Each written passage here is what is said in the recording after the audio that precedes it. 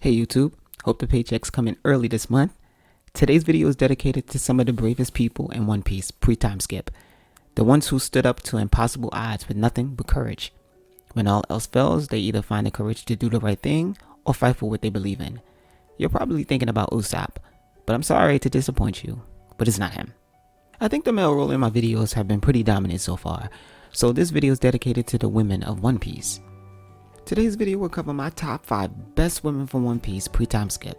Kicking off, we have Miss All Sunday. Miss All Sunday, or more formally known as Nico Robin, was a former member of the villainous organization Baruch Works. As the vice president of Baruch Works, Miss All Sunday sought out to aid Crocodile and his scheme to destroy Alabasta Kingdom. As she appeared on the Straw Hat ship, she was a bit of a mystery and a warning sign for what's to come. Miss All Sunday seemed to play her duties as vice president until the Straw Hats entered Alabasta. I guess after it was revealed that Crocodile possessed one of the most elusive and rare poneglyphs, Miss All Sunday couldn't let him interfere.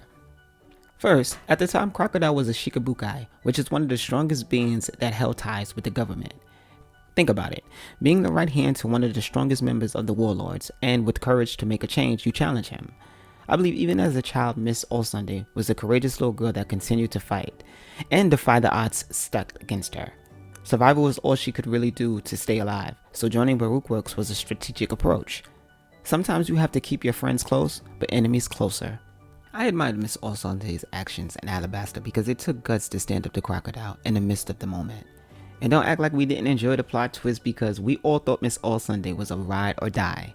However, in the end, she became one of the most likable characters in One Piece. Hard work does pay off in the end. My next brave woman on the list is also a part of the Baruch Works, but since then, she's retired. She's the Princess of Alabasta, Vivi. Now, before it was revealed that Vivi was a princess, she was a part of the villainous group as Miss Wednesday. Teaming up with her partner Mr. Nine, they were set out to kill Laboon, but met the Straw Hats and got trapped inside the well.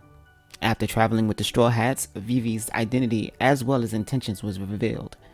As a spy trying to expose Crocodile and his connection to the secret organization to overthrow the kingdom, Vivi realized that she was in way over her head. Vivi's friendship with the leader of the Alabasta Rebellion, Kaza, was at risk. If that wasn't enough, her father was the prime target for the rebellion. If that's not enough, Crocodile and his organization is out to take over her kingdom, which one day she will rule. It's safe to say that Vivi has a lot on her plate, and not enough time to resolve it all. What makes Vivi so brave is her tenacity to try and stop the war no matter what she's faced with. She was brave enough to attack Crocodile without hesitation. The Alabasta arc really highlighted some of the most evil organizations in the series besides Big Mom's pirates.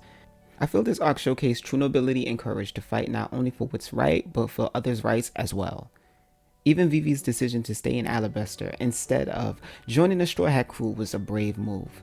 She had the opportunity to join one of the most kick-ass crews, but dedicated her life to her people. It gets no more noble than that if you ask me. Number 3 is making her debut on the list, and I believe she fits right in. Swimming in at number 3 is Your Highness, Orihime. Queen Orihime is the perfect example of bravery and dedication. She believed in unity between her people and humans. She stated that there are similarities between mer people and humans due to their share in the same sun. She also believed that not all humans are as bad as the ones her people are most familiar with. During her time in Fisherman Island, mer people were being stolen and sold for treasure and/or slavery. Although this cruel act put darkness and hatred into the hearts of the inhabitants of Fisherman Island, Orihime suggests that her people look beyond that. I give Orihime her props simply because of her devotion to her cause. Unlike other royalties, Orihime remained face to face with her people and kept them abreast of the process she was trying to make in their lives. The fact that Orihime remained optimistic about the relationship between her people and humans kept her driven.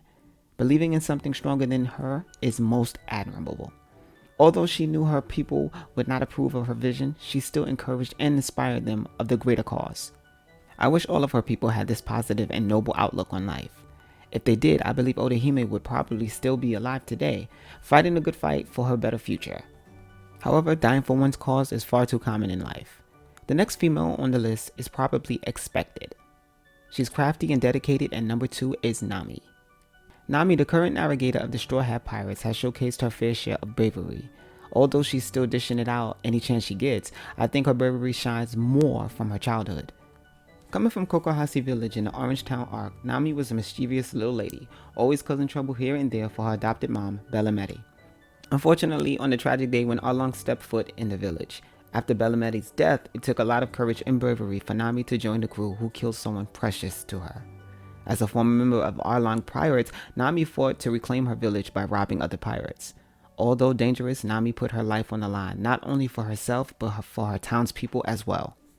Nami shared the same desire to do what's right, just like Bellameti. For Nami to take matters into her own hands while branding the symbol of the pirate that caused her so much pain is heartbreaking. However, Nami shows pure bravery by wearing a smile in front of the enemy to keep her town's family safe. If you ask me, that took a lot to work alongside an enemy and not want to act on vengeance. Last on the list, and one of my favorite brave females, is Bellameti. A former Marines and adopted mother of Nami and Ajiko, Bellameti exudes nothing but love and bravery. She found the two after a gruesome battle in Okad Kingdom when Bellameti was just about to give up. Rescuing Nami and Ojiko while barely able to stand showed the level of compassion Bellameti had for the girls. Because of Bellameti's past, she was unable to adopt the two girls. However, she was not going to give up on them. Fighting for what she believed in while the odds were stacked against her is a brave and noble act.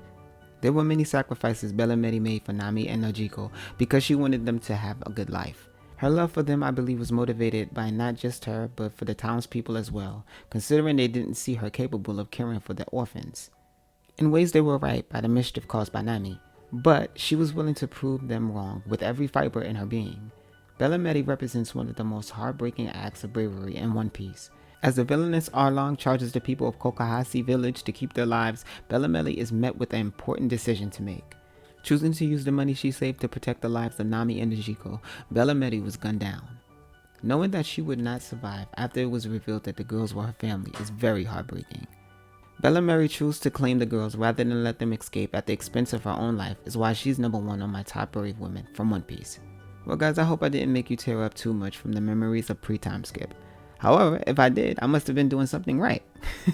Don't forget to like, comment, and subscribe. It helps a lot. I'm out guys, I'm your host Zeke, and this was not a rant.